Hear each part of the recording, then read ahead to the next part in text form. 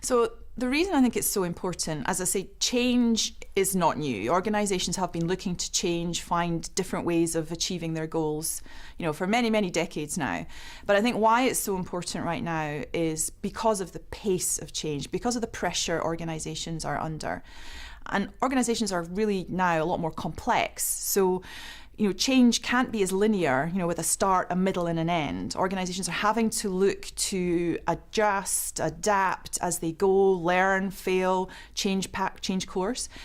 And so really why Work Different is so important now is because we're needing to help organizations find ways to make those changes in a very swift, agile way.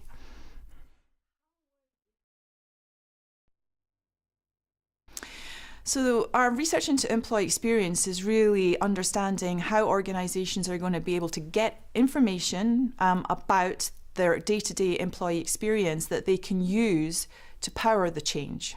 So what are the things employees need to be successful from right before they join, right the way through their whole life cycle with the organization? And so this is one of the reasons why, the whole notion of continuous dialogue, constant feedback loops is so important, because it allows organizations to tap in to all the different parts of change that are happening in the organization and make those swift and agile adjustments that they need to in order to move forward. It helps unblock, sometimes some of the things that can get in the way of change and forward momentum. My experience is it's really resonating with clients because, we're giving a real purpose for all the sort of employee surveys that we run for clients. It's not just purely about getting some data at the end. There is actually an organizational support, there's an organizational purpose for doing it. So, absolutely, it's got the real potential to remind people how surveys and feedback from employees can really help organizations be successful. Simple.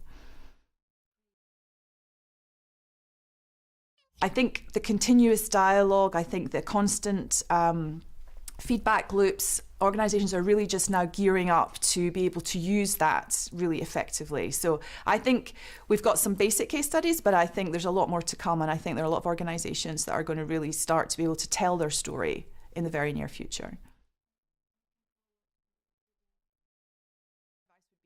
Before you jump into anything, let's stop and take a look at what you're doing right now. What value are you getting from the employee listening programs that you have in place? What's missing?